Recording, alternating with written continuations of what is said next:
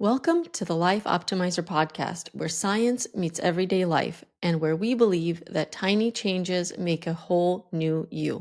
I'm Victoria, your host, a Yale trained certified nurse midwife and women's health provider. Today, we're diving into fertility, one of the most critical parts of a woman's health span. But we're also going to be talking about male factors and how to optimize your cycle health and fertility journey. If you're trying to conceive, considering pregnancy, or just optimizing your cycle health, join the conversation. Relax and listen, or take me for a walk.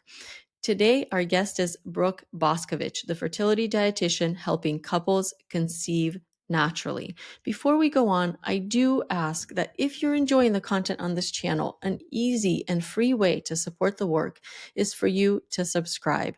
Thank you so much for being here. Let's get into it.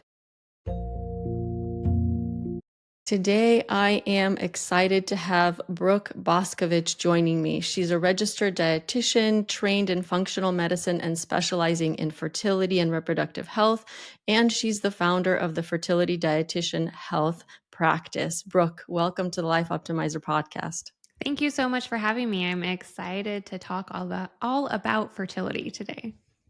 Absolutely. Brooke, for those that are just discovering your work, can you share about what led you to specialize in fertility? Yeah, had a lot to do with my own personal health journey, which is kind of a long story, but it started. I had a long history with hormonal birth control, so it's covering up all sorts of symptoms.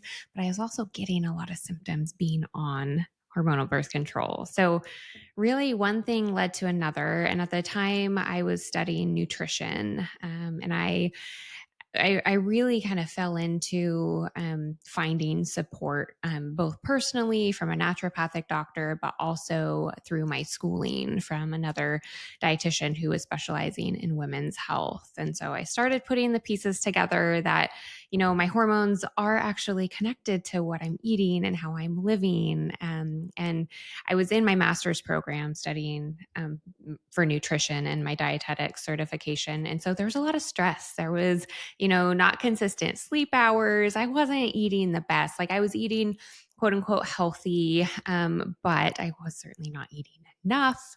Um, and just questionable on some of my routines as far as my lifestyle went too. So I just started learning more and more. I became super interested in those connections between the hormones and nutrition, and then eventually gut health came into play there.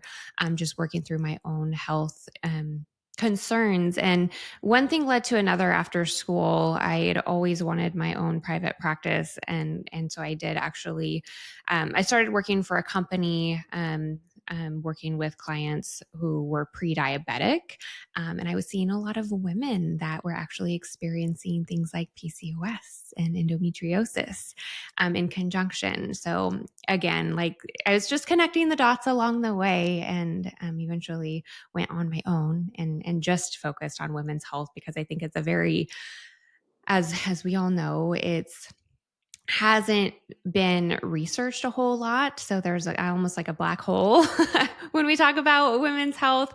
But there's so many connections that we can make between nutrition and lifestyle and fertility. So empowering women to have that knowledge was really the driving force to continue learning more and supporting others in some similar situations. Oh, I love it. That's awesome. Right. We often find our way to this space um, through our own hardships or troubles, or maybe things that we face. And I feel like for me, I want to immediately share that with others. Yeah, I learned something for my health. I see that it's working and I see that it's lacking. Um, there's maybe not a place to get that information. And immediately I'm like, let's share this. Let's get this information out. When we talk or think of fertility, we often think of that meaning getting pregnant. How do you define fertility? Oh my gosh. It's so many things, but I always trace it back to signs of optimal health, really. So our body is always going to strive to keep us alive, focusing on things like our heart and our brain and just the energy that it takes to do our everyday functions.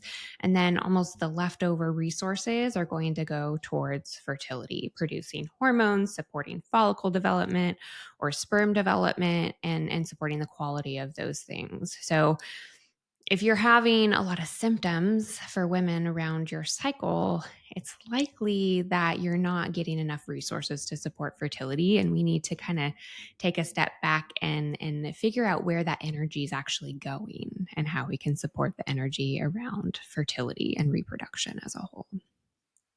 Absolutely. I think, your body has to feel safe in order to conceive and carry a pregnancy. And I think, just like you said, the resources, everything else has to feel safe. And then it's like, okay, my ovaries are doing like, I can ovulate, I can, have a baby, support a pregnancy. When you said if women have symptoms around their cycle, can you tell me a little bit more about what you mean by that? Yeah, it can be numerous things from mood changes, even around ovulation, not only leading up to your period time or on your period, but around ovulation, we should feel really good. We should feel energetic. Our libido should be up. So if you're not feeling those things, technically we're seeing symptoms that are not aligning with how our cycle should function. If you're seeing spotting outside of your regular flow, pain anytime, whether it's around ovulation or around your period time, not normal, not something should be experiencing, increased anxiety or depression. Um, I mean, small amounts of like changes in energy throughout the cycle are definitely very normal, but anything like bigger swings and fluctuations um, should definitely be paid attention to and used as signs to investigate or learn a little bit more about what's going on and how you can support your body. Right, I love that. Let's talk a little bit about nutrition. What are the non-negotiables for optimizing female fertility? Eating enough is like number one because of, Yes. helping your body feel safe, as you mentioned, Victoria, and just making sure we have the energy to supply hormones and the whole reproductive process as a whole. So eating enough is a really big, important one. And then thinking about how you're balancing what you're eating because blood sugar plays a massive role in really how other hormones are produced and how safe your body feels, what's happening with that energy production. So, eating enough protein, not necessarily giving up carbs. For most women, I really like to have carbohydrates in the mix as long as it's balanced with the carbs and healthy fats, more anti inflammatory fats that are going to really support how our hormones are being produced as a whole. No low fat diets for fertility because they literally are the backbones of our hormones. So if we're not getting enough cholesterol or saturated fat in, our hormones are going to struggle and our whole fertility puzzle is going to struggle. Absolutely. Cholesterol is the precursor to so many hormones. I don't think as we realize it, and I think we've kind of villainized cholesterol in general. But if you look at the chemical reactions, cholesterol is such a big yeah, I mean, it's a precursor to it all, Yes. essentially. Yep. You mentioned blood sugar and insulin. Can you talk a little bit about how blood sugar and insulin resistance affect ovulation, even in quote unquote healthy women? Yes. So, first, I always like to share that insulin resistance can be happening up to a decade before our standard labs, like our fasting glucose or hemoglobin A1C, are becoming out of range. So, that's a really important thing to know because it can be driving changes in overall hormone balance, what's happening with follicle development, consistent ovulation, and just how safe your body's feeling to really support things like egg quality and lining health. So that's a really, really important thing to know. And a really important reason to live a lifestyle that is going to be supportive of blood sugar balance, even if you aren't technically insulin resistance or pre-diabetic or haven't been like diagnosed with like an insulin resistant PCOS or something like that. You don't need the diagnosis to know that that blood sugar balance and supporting that insulin response is super important for fertility. Um, from there, how that insulin and blood sugar supports ovulation is really like insulin is a hormone and it is the key to unlock the cell and pull that blood sugar or that blood glucose into the cell. And that is how the cell, or one of the pieces of how the cell creates energy. Um, we Blood sugar is really important, and if we're not getting that into the cell, our body's not getting the energy it needs to support the extremely energy intensive process of maturing that follicle and producing a mature enough follicle to be ready to ovulate. So not only is blood sugar balance important for like the energy creation, it's important for other hormones to have the energy to be created, to be processed and used, that whole process of follicle maturation to be maturing to a point that ovulation can successfully happen. And there's so many hormone cascades that happen throughout the process of our cycle, and blood sugar is involved in every single one of them. So if our cells are not getting that blood sugar because we're a little insulin resistant, there's going to be all sorts of issues that pop up, ovulation consistency or timing being one of them. And you talk about the two questions, I guess, that time period that symptoms or insulin resistance on paper doesn't come up for about 10 years of being insulin resistant. So what can we do in that period to really prevent ever being insulin resistant? Um, yeah, let's start with that. Yeah, yeah. And there is actually a blood marker. You just have to request it, or try to order it yourself, which is always an option. But it's called a HOMA, HOMAIR. It's an insulin resistant marker that gives us more insight to how sensitive your cells are to that insulin at that time. And that marker can be out of range for up to a decade before we're seeing it result in like the hemoglobin A1C becoming out of range, or that fasting glucose starting to budge and be out of range as well. But as far as what we can do to support insulin sensitivity, um, eating, making sure that you're eating consistently and balanced. So for women, I find that, starting your day with a protein rich breakfast is really, really supportive because it really sets up our hormones for the rest of the day too. It doesn't mean you can't go the rest of the day without eating, but that morning time breakfast is so crucial because it's curbing a hormone called cortisol, which is a normal part of our awakening response, but it's also part of our stress system. And if that cortisol is taking over to support blood sugar, we can actually become more insulin resistant, depending on how often that cycle is happening. So I always tell my clients that you want to be living off of food and not off of cortisol.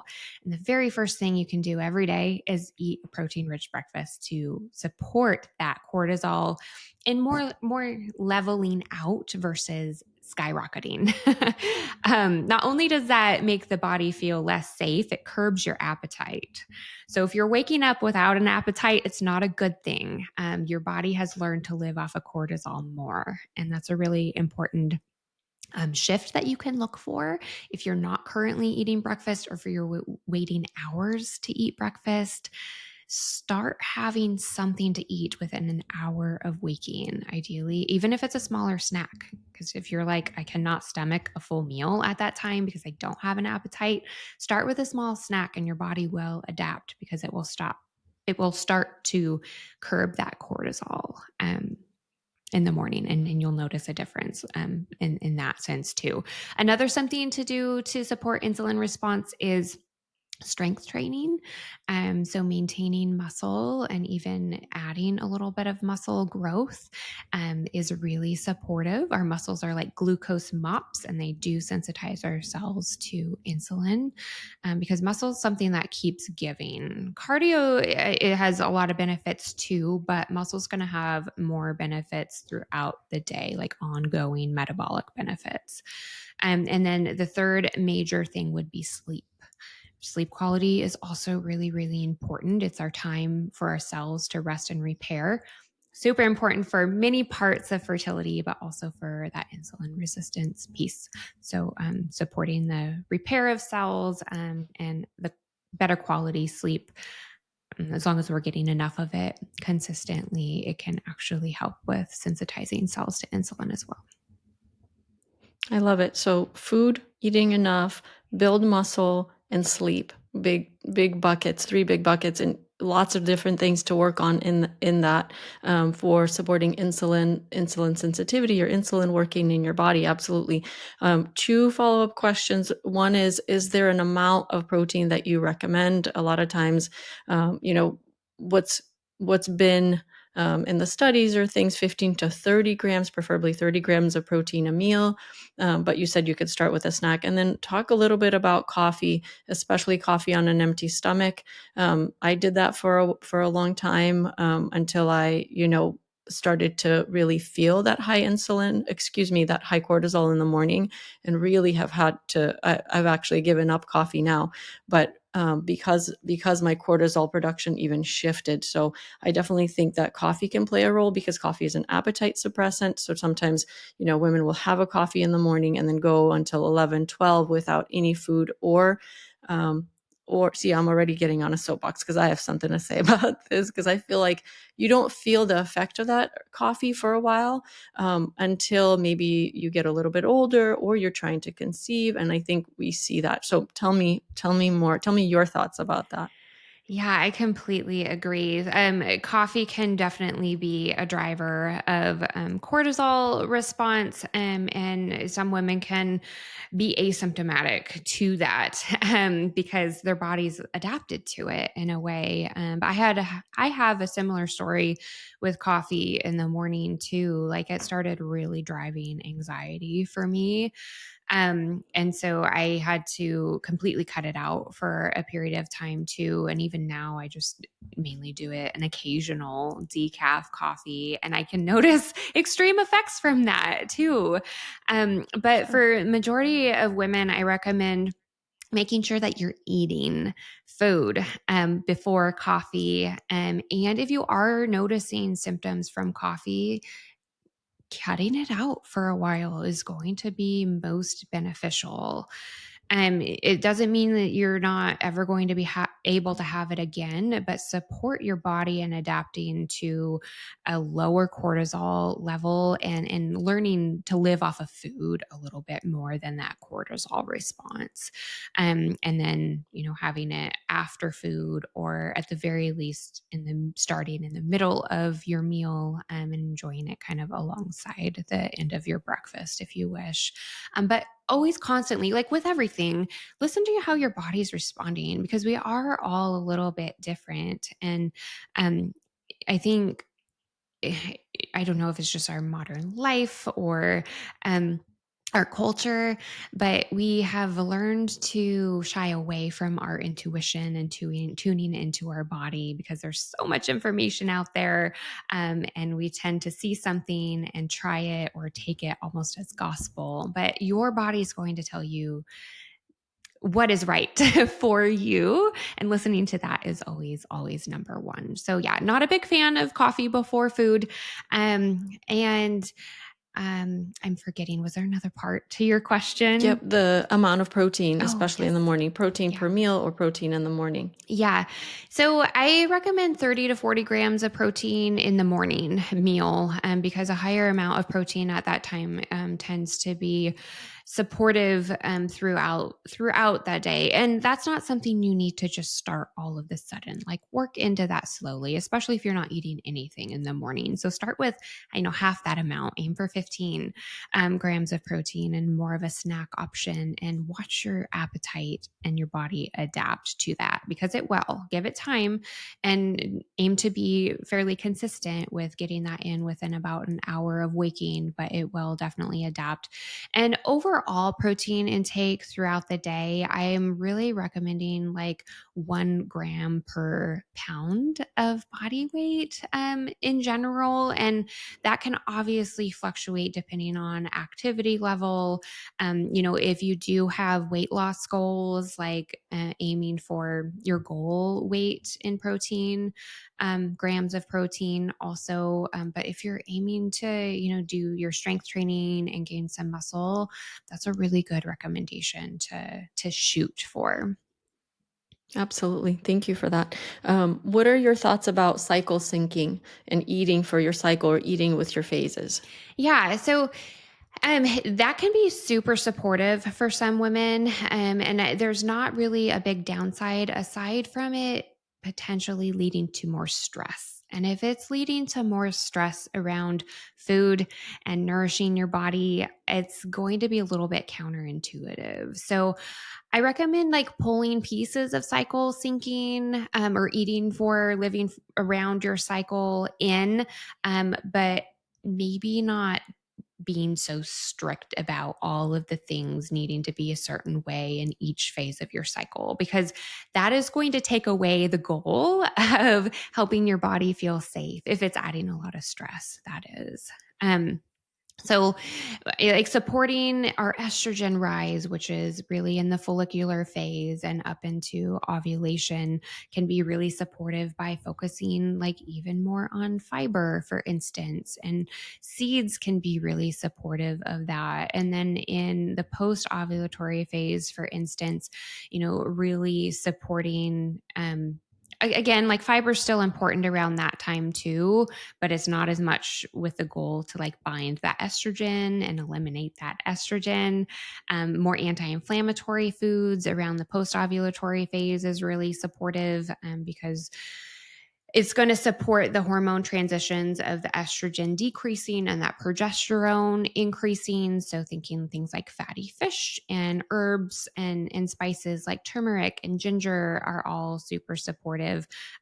But again, like those things are supportive throughout your whole cycle too. So, you don't have to get too wrapped up around that. I'd say the biggest thing to think about with kind of living around your cycle is your exercise.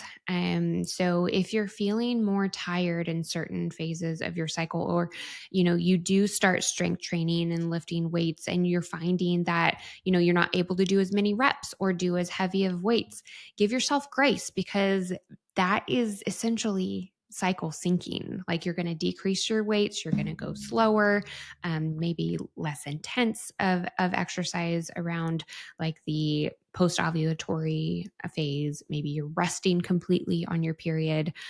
Listening to your body in that sense is definitely going to be really helpful, because it's also going to direct where that energy is going and how you're going to be able to be less symptomatic around those phases of your cycle as well. Yeah, I feel like our body tells us, right? We feel, more sluggish one day or not, don't have the same level of energy that maybe we did a week ago. So definitely, and just overall support. I really like that. Overall, having, like you said, the seeds, nuts, etc., the variety of fruits and vegetables, fiber is just important in general. So having that mindset of supporting ourselves in that way. I wanted to talk a little bit about gut health, inflammation, and hormones. Why is gut health a fertility issue? How does gut health intersect with hormonal balance and fertility? Yeah, so a few ways. First and foremost, like the gut has this whole world of bacteria in it. It's called our microbiome, and that bacteria plays a role in how digestion and absorption happens in our gut. So the bacteria helps keep our lining healthy. Um, And if it is becoming out of balance, it can contribute to things like inflammation and decreased digestion and absorption, really making it harder for our body to get the nutrients like the vitamins and minerals out of the food that we're eating. That bacterial balance, there's actually like a sub space or subsection of bacteria that is called the estrobolome because it's so involved in estrogen balance in our body. And it is involved in packaging up that estrogen and helping eliminate it in the gut. And so, if that bacterial balance is out of balance, we can actually see recirculated estrogen that then has to take a lot more resources, a lot more energy, be packaged up again.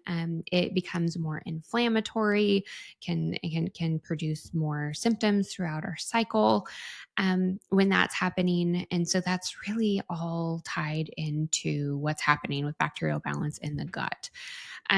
So that's one big reason why fiber is so important for women, and certainly like that pre-ovulatory phase when that estrogen's really rising, like nourishing that gut bacteria is going to support what is happening with estrogen balance in the body as a whole. So, um, the immune system is another area in the gut that is really important for fertility as well. So it's estimated like 75 to 80% of our immune system is in our gut. And it really depends on a healthy lining and healthy bacterial balance in order to function optimally. We care about the immune system for fertility for a few reasons. One reason is the implantation phase of conception. There has to be a whole immune system shift that happens for implantation to be successful. I think of it as your body's way of saying that they feel safe enough to nourish a whole tiny human at that point. And if that immune system is like overreacting or even underreacting, there can be implantation issues. And then once implantation is successful, or if it is successful, if there's immune system issues, they can creep up throughout development too, and sometimes contribute to loss, depending on what type and what scale of immune system issues are happening. So gut health is a big deal for fertility. And something else I should mention as far as the bacterial balance piece is the bacteria balance in the gut is actually impacting the bacterial balance in the uterine environment and the vagina as well. And we see a longer time to conception if there is imbalance gut bacteria, with the theory being that it is um, contributing to imbalanced bacteria in the whole reproductive environment as well. And there are some new tests coming out that are starting to be able to look at that, like vagina bacterial balance, which I think is super exciting because we're learning more and more about all of those pieces and how bacteria impacts fertility in a lot of different ways. But it's a big deal. It is a big deal. That inflammation, it spreads throughout, and that's amazing that they found that connection between gut health and gut microbiome and vaginal and uterine health and time to conception. That's amazing. What are some red flags that inflammation or gut issues are disrupting hormones?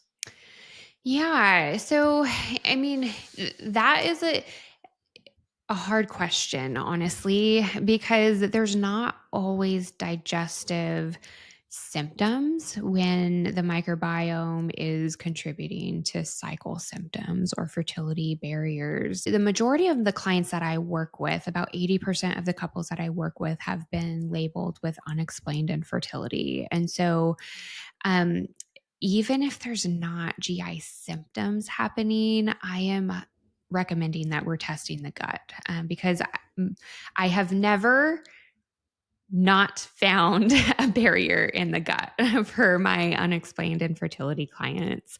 And Mm. even if you do have a diagnosis like endometriosis or PCOS, there's even more research that we have around microbiome and impact on disease processes for those diagnoses as well. So I I would say just time to conception. If you have been trying to conceive for a year or more and your gut has not been looked at, let's look at it, because at the very least, it's likely contributing to um, energy production. So, whether it's like barriers with the digestion and absorption piece, maybe there's a little inflammation in there. I find H. pylori a lot to be overgrown, which can actually impact what's happening with implantation and conception in a variety of ways.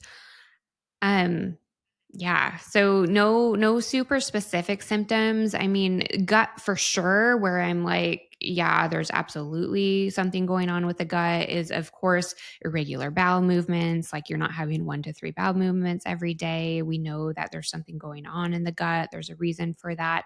If you're having a lot of anxiety or depression, that can a lot of times be stuff going on in the gut, often related to what's happening with that estrobolome environment and estrogen elimination.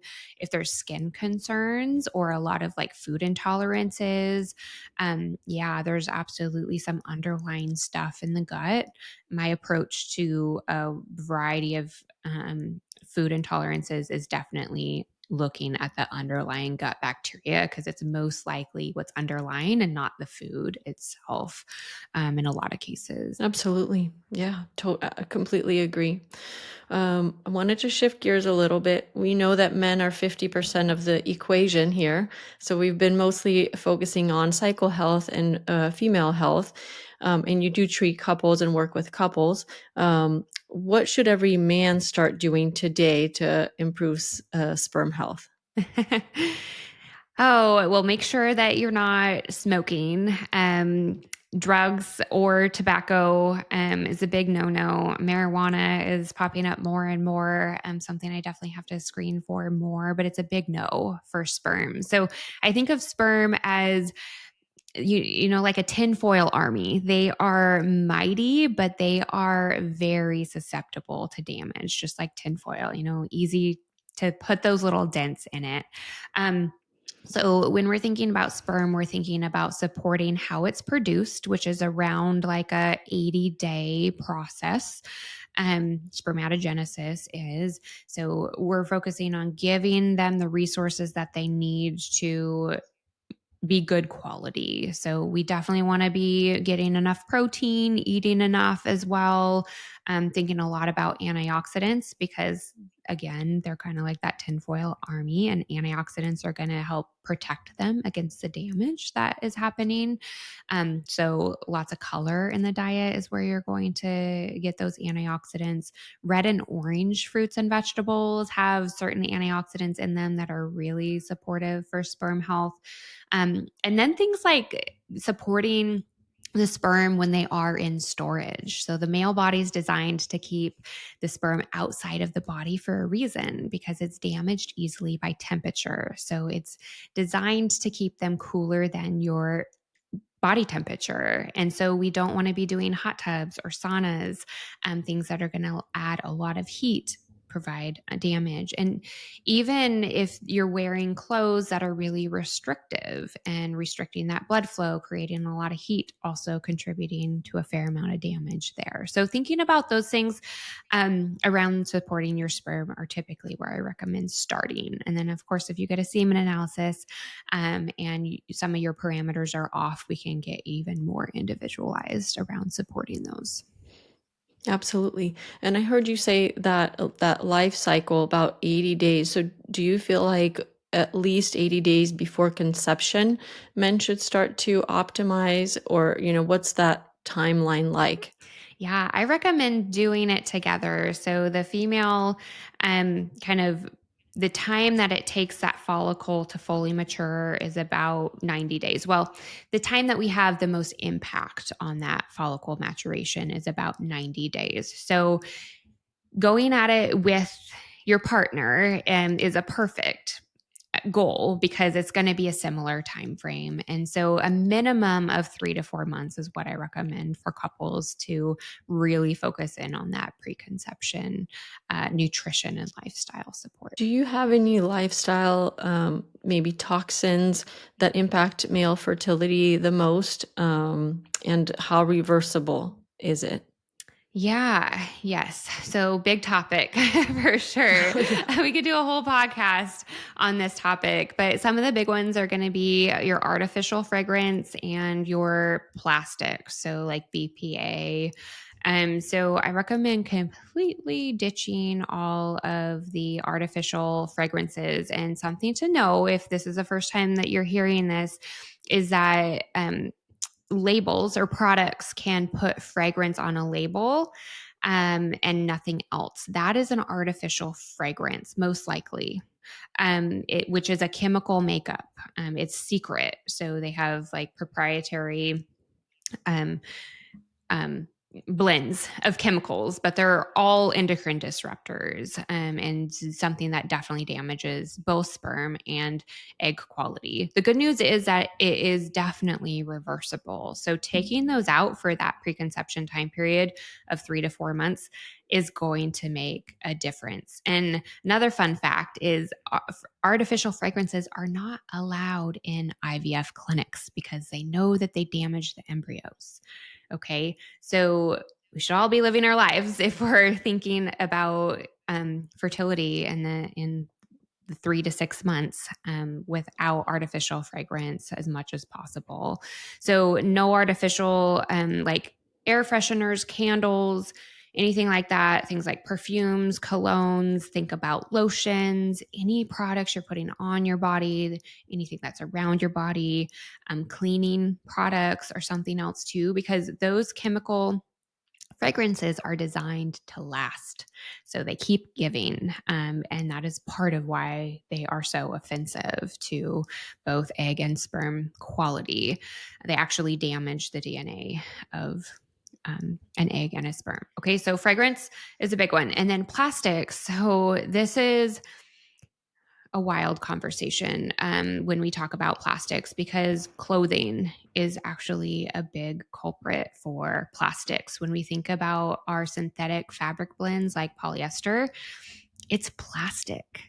And there's a study, a few studies that have been done on dogs, and they put polyester shorts or underwear on both male and female dogs, and the male dogs were rendered infertile after wearing those for a year. I believe it was a year. Don't quote me on that. I can share the resource with Victoria to share in the show notes. But after removing those, this is how they confirmed that it was, in fact, those shorts. So, diet, lifestyle, everything was kept the same for the dogs with the polyester shorts on, and the dogs that did not have those polyester shorts on.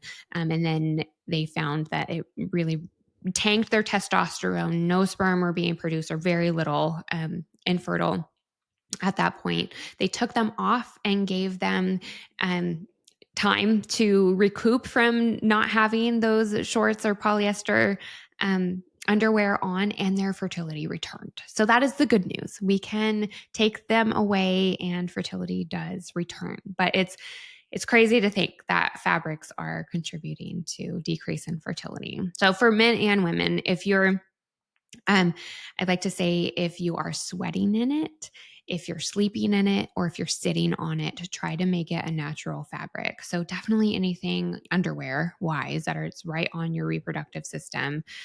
Swap it out.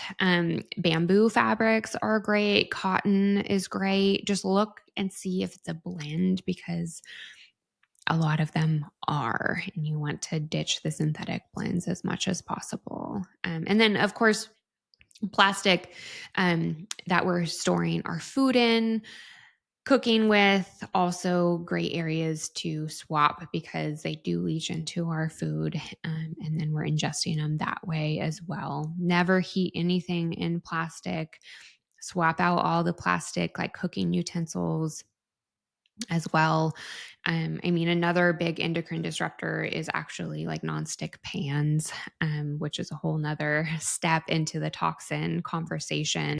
But plastics and fragrances are two big heavy hitters to think about. And if you want to go beyond that, the next step I recommend is thinking about your dish soap and dishwasher soap and your laundry detergent, because these are things we're ingesting and things that we're living in all day long, things that we're sleeping in all day long. So those are heavy hitters. Make sure they don't have any fragrances in them, and that they are as clean as possible as far as the ingredients go, because those are definitely going to be supportive for both egg and sperm quality. Oh, you just covered like just the best things. I think it's key. All of these things, as you were speaking, I'm thinking, okay, detergent, this, that, and you're bringing it all up. I love it. Because like you said, we're sleeping in it, we're sweating in it, we're absorbing it through our skin. I don't think we realize how easily all this stuff is absorbed and how easily it can affect us. So when we say endocrine disruptors, for those that don't know the term, do you want to define that term, what we mean by endocrine disruptors? And so all of these things are coming into our body and then doing something. Yep, they actually mimic hormones, especially estrogen. So it confuses what's happening with hormone production and hormone metabolism in our body. So they're literally disrupting our natural hormone production. And in men, when I'm doing testing, like blood testing, I will often see high estrogens in your blood because it literally mimics the estrogen. So it's definitely interfering with not only the hormone production, but inflammation in the body, because your body is having to use a lot of resources, again, taking those resources away from fertility and using them to package up toxins and eliminate them. The body doesn't feel as safe to be able to produce its own hormones and support that natural um, follicular development or sperm production, because it's dealing with this toxic load or this toxic burden that is kind of taking away focus and resources off of fertility. I love that you brought up underwear and the blends and how actually hard it is to find cotton or a natural non-blend clothing. You actually have to go out and search for it. It's not that easy to just go to the store and grab it. For our listeners, the next time you're out shopping for underwear, look at what it consists of. And what really I'm thinking about is like my kids, right? So if they're, wearing this, they're sleeping in it, the PJs, etc. It's not just men, women that are trying to make a baby in terms of fertility, but then our kids from a young age are sleeping, wearing synthetic fibers that are disrupting them. They hit puberty and that critical time of hormone development. And they already are being exposed to all the things we talked about. So not only is it critical for, parents, but also for the kids that are growing up in that. So one change that you're making I mean, I say that to myself, I'm changing my pans or I'm changing my plastic out for glass Tupperware, but I'm not just impacting my health, I'm impacting the health of my entire family. So all these things are just so useful, just for family health in general. I wanted to ask and kind of transition to talking about, labs and monitoring. What's a place to start for those wanting to get pregnant, but that have not been successful? Are you recommending ovulation predictors? Like, where are we starting? Are you recommending wearables, other tools, or are we jumping straight to labs? Yeah, if you're wanting to get started with like just learning more about your fertility, I definitely recommend cycle tracking. And The first things I recommend paying attention to, I guess three things, are when you're getting your period, of course, and any symptoms around that period. Know how heavy it is. Are you seeing clots? What color is it? Like all of those things can be helpful if you do end up going to get more support. So taking that data with them, with you to them to help work on a plan for you. But cycle timing, any symptoms around them. And then around like ovulation time, thinking about monitoring cervical mucus or really throughout your cycle. So after your bleed stops, start monitoring cervical mucus changes. So that can give you insight to what's happening with your fertile window and really what's happening with estrogen production in your body. And there's a few things to learn about cervical mucus tracking, but most basic is that just when you're using the restroom, you're wiping front to back and you're looking for that sensation. Does it feel dry? Does it feel slippery? And then look at that toilet paper and is it clear, is it creamy, is it sticky, and note those things. Optimal fertile window is going to be slippery and clear. Okay, it doesn't have to be the textbook like stretchy between your fingers. I mean that's definitely helpful, but it can also feel just slippery, wet, and clear, and that can be supportive too for that fertile window time. And then basal body temperature is the other data point that I'm a big fan of, because not only is it going to help you confirm that ovulation happened, so this is an important distinction. Ovulation predictor kits, which are like the strips that you pee on, are looking at estrogen rise and LH peak, which is helpful to learn about too. But I don't think it's necessarily a first step. I would say basal body temperature is going to tell you even more. So, ovulation predictor kits are literally predicting ovulation, whereas basal body temperature is going to confirm that it happened. So, I want that confirmation and I want to see what's happening with that temperature throughout your cycle. Because if it tends to be low throughout your cycle, I'm thinking, okay, what's happening with energy production as a whole? Where's the thyroid at? Where's that blood sugar balance at? Are you eating enough? Are you sleeping well? Like that temperature is a metabolic data point without going and getting a blood draw. You can check in with your body more, and then it can drive you to let you know if additional testing is necessary, or you can just check in with those things and make some changes if you need to and see what happens with your temperature. Are you eating breakfast? Are you supporting that cortisol response? Like those things are first, those are foundational. And then, of course, after ovulation, that temperature is going up. So you want to see it rise zero point 0.3 to zero point 0.5 degrees and stay elevated. That body temperature is going to tell you about what's happening with progesterone too. Progesterone is what warms our body during that phase of our cycle. And we can get additional insights for what's going on there and how we need to better support your body. So again, collecting this is going to help you learn about your cycle and your body. And then if you do seek additional support, it's going to help your provider give you even better recommendations because you've been tracking it for a while. That's so helpful. Thank you so much. Can somebody with a regular cycle, let's say that they're having a period every 4 weeks, can somebody with a regular cycle still struggle with fertility? Absolutely. Yes. You can have the most textbook cycle, not even need to track things because like ovulation is happening on like cycle day 14 and your period's going to arrive about 14 days later. And still struggle with fertility. And I always still go back to, okay, where is the energy going? Like your body's supporting fertility in a lot of ways. You're getting those hormone changes, you're supporting ovulation happening, but there's barriers with egg quality, most likely.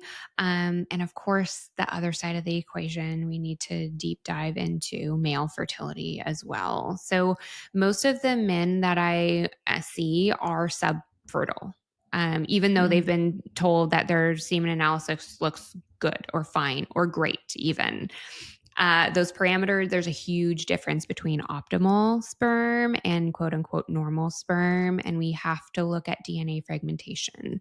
Um, for sperm. It's a sperm parameter we can add to the semen analysis and get an even deeper look there.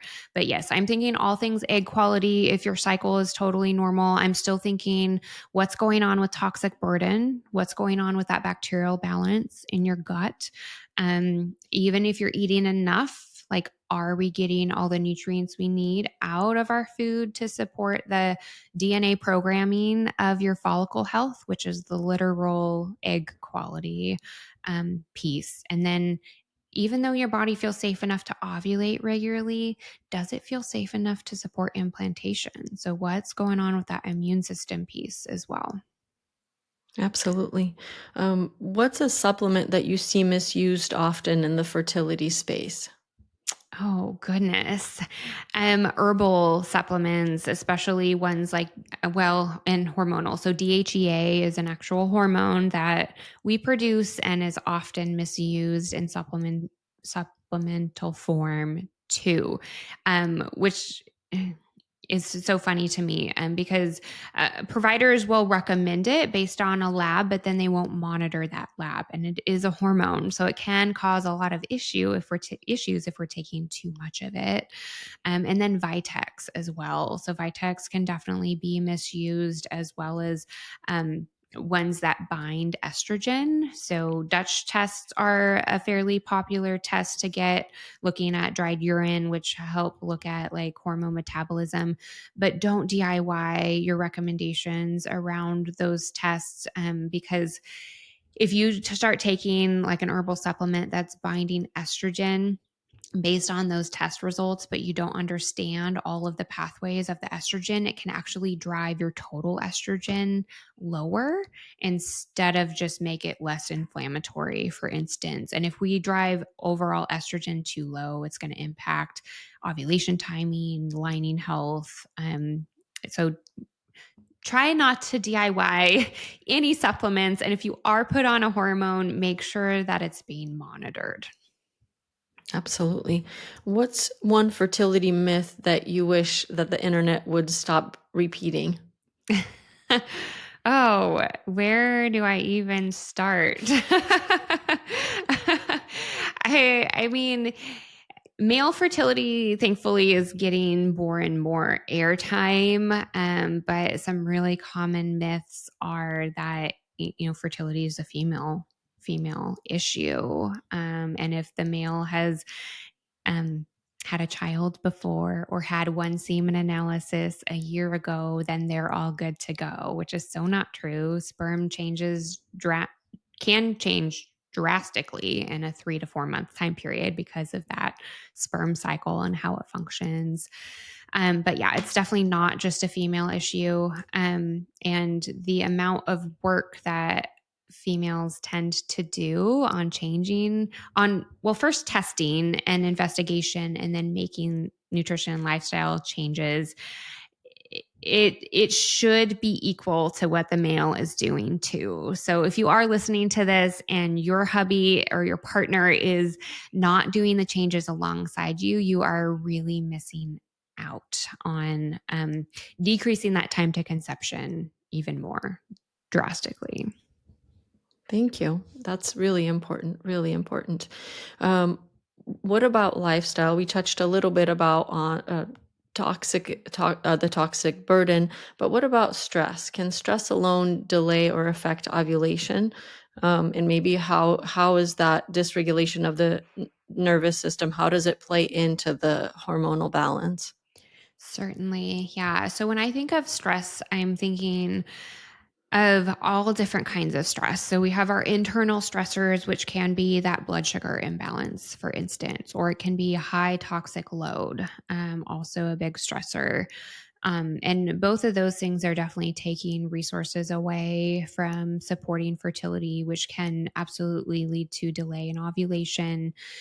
External stressors, of course, are still going to drive that change in hormonal patterns too. So it's not as easy as as what we hear, just relax and get pregnant. Like it's definitely not that easy by any means.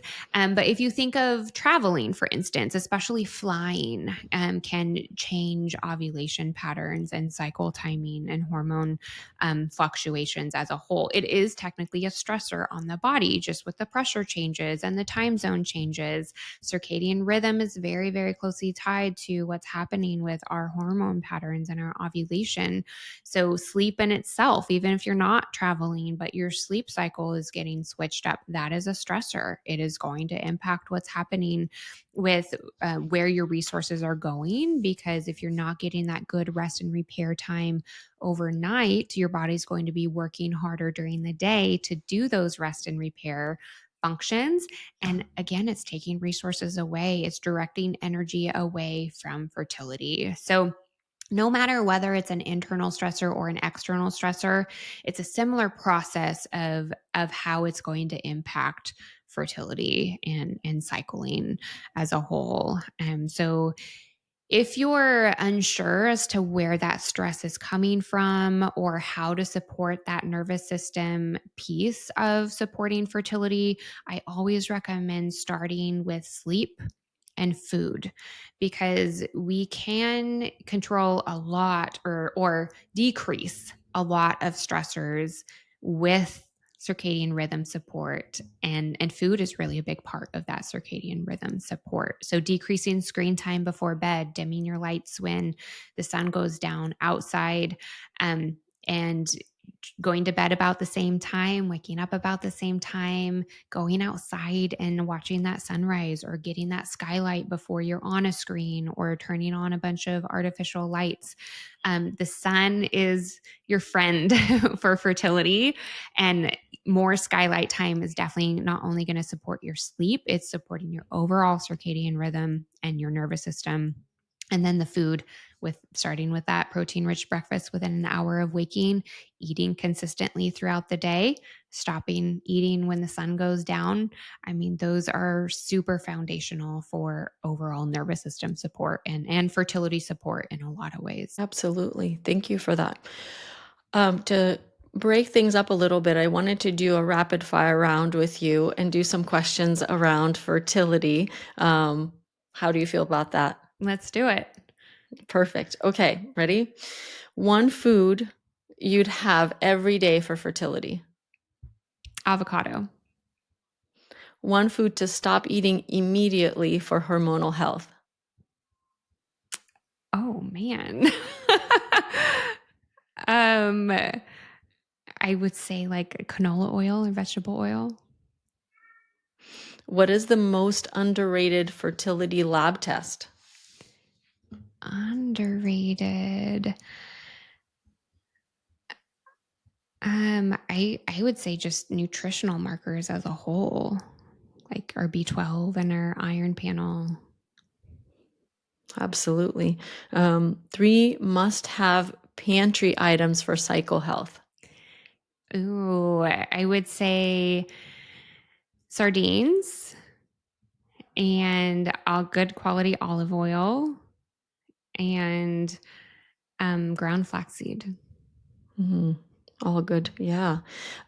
One go-to nervous system reset tool or practice. The sun. That would be the tool, and getting more of it, especially first morning light and evening light. Absolutely. Okay, finish this sentence. Fertility is. Optimal health. Oh, love it. Love it. Love it. Love it. Can you tell us a little bit about your fertility program, and how it supports individuals on their fertility journey? Yes, it is my private coaching program, and where I work really closely with my couples one on one. It starts out with a deep dive investigation phase. So we're looking at both the male and the female side and working on filling in gaps that haven't been looked at or considered. And then from there, we are working really closely together for typically about a 6 month time period where you have unlimited access to me. We are tracking everything: cycle health, symptoms, what's happening with changes around the strategies that you're implementing. We just take it cycle by cycle from there. Perfect. Can you share maybe a powerful client story that really, feeds your heart for why you do what you do? Anything that you can share with us when working with couples? Yeah, yes. I have so many. It's always kind of hard to pick one, but one of my earlier clients when I started my practice, unexplained infertility client, had been trying to conceive with her and her husband had been trying to conceive for 5 years time. They were not really interested in going through IVF or stepping into that realm of the fertility support system. They had done 4 IUIs, though, with no success at that point. So 5 years trying to conceive. We started working together. We dove in with testing and everything. Right after we had our first meeting, she found out that her dad passed tragically and they were extremely close. And this is a touching part of the story because she ended up getting pregnant and her due date was on her dad's birthday. Um, which is always gives me the chills and the tingles. So we'd been working That's together amazing. for 4 months and they were able to conceive, or they got their first BFP. And she messaged me and said that her expected due date was on her dad's birthday. And she That's amazing. actually, she didn't end up having her baby on that day, of course, but is still very touching. And That's really cool. yeah, yeah. And she has gone on to have two more babies, which is fantastic. And always one of my goals with my couples is to set them up on, help them learn more about their bodies and set them up on a very sustainable and realistic plan so they can continue supporting their fertility, if they do wish to Absolutely. have more babies. Oh, that's amazing. That's amazing. I mean, life changing, right? Thank you for sharing that. And thank you for the work that you do. We do have a tradition here on the Life Optimizer podcast that at the end of each episode, we leave each episode with the Life Optimizer challenge for our listeners, something that they could do this week to really improve their cycle health and their fertility journey.